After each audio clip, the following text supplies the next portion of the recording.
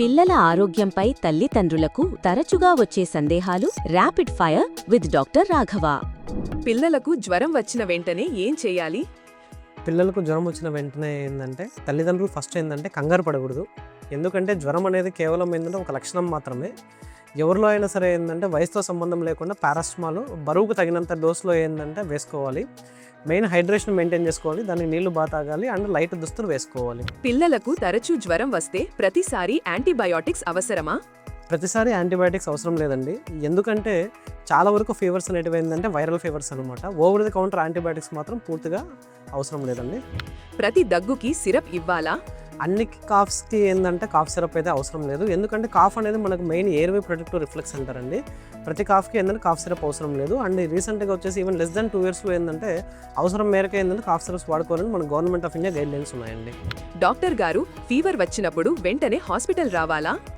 Fever వచ్చిన ప్రతిసారి హాస్పిటల్కి అవసరం లేదండి. కానీ కొన్ని సందర్భాల్లో మాత్రం ఎమర్జెన్సీగా వెంటనే పిల్లవాడిని హాస్పిటల్కి తీసుకురావాలి. ఆ లక్షణాలు ఏవి అంటే పిల్లవాడికి ఫీవర్తో పాటు ఆయాసం ఉన్నా, ఫీవర్తో పాటు ఫిట్స్ వచ్చినా, ఫీవర్ వచ్చినప్పుడు పిల్లవాడు మగతగా ఉన్నా, ఫీవర్ వచ్చింది కానీ ఏం తినట్లేదు, తాగట్లేదు, పిల్లవాడికి ఏమి ఇచ్చినా కూడా వాంతులు అవుతున్నాయి, ఇలాంటి లక్షణాలు ఉన్నప్పుడు మాత్రం వెంటనే మీ పిల్లవాడిని హాస్పిటల్కి తీసుకొచ్చి చూపించాలండి. పిల్లలకు ఐస్ క్రీమ్ తింటే జలుబు వస్తుందా? ఐస్ క్రీమ్కి జలుబుకి అసలు సంబంధమే లేదు. ఎందుకంటే చాలా వరకు పిల్లల్లో జలుబు కోల్డ్ అనేది వైరల్ ఇన్ఫెక్షన్స్ వల్ల. చల్లని నీళ్లు తాగితే గొంతు నొప్పి వస్తుందా? చల్లనీళ్ళు తాగితే గొంతు నొప్పికి అసలు రిలేషన్షిప్ ఏం లేదండి. ఎందుకంటే గొంతు నొప్పిని అక్యూట్ ఫారింజైటిస్ అంటారు. ఇది మెయిన్ వైరస్ లేదా బ్యాక్టీరియల్ ఇన్ఫెక్షన్ వల్ల వస్తుంది, కానీ మనం తినే ఆహారానికి కానీ ఐస్ క్రీమ్ కానీ కూల్ వాటర్ కానీ సంబంధం లేదు.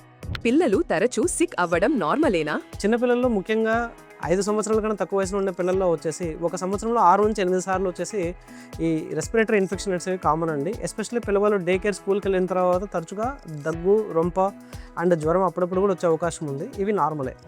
ప్రతి తల్లిదండ్రికి మీ యొక్క ముఖ్యమైన సలహా? నా సైడ్ నుంచి ముఖ్యమైన సలహా వచ్చేసి పిల్లల్లో ఏంటంటే మెయిన్ తరచుగా ఇన్ఫెక్షన్స్ రాకుండా ఉండాలంటే ఆరోగ్యానికి మెయిన్ ఏంటంటే పిల్లర్స్ వచ్చేసి ఒకటి వ్యాక్సినేషన్, అది మనకు పట్టిక ప్రకారం కరెక్ట్గా వేసుకోవాలి ఒకటి. రెండోది వచ్చేసి న్యూట్రిషన్ అనమాట, ఆహారం బాగుండాలి. అండ్ రెగ్యులర్ ఏంటంటే గ్రోత్ మానిటరింగ్ చెకప్స్ అనమాట. అంటే బరువు ఎలా పెరుగుతున్నాడు, హైట్ ఎలా పెరుగుతున్నాడు, తలకొలత ఏ విధంగా ఉంది అండ్ డెవలప్మెంట్ ఏ విధంగా ఉంది, పిల్లవాడికి వయసు తగ్గట్టుగా అన్ని మైల్ స్టోన్స్ వస్తున్నాయో చూసుకోవాలి.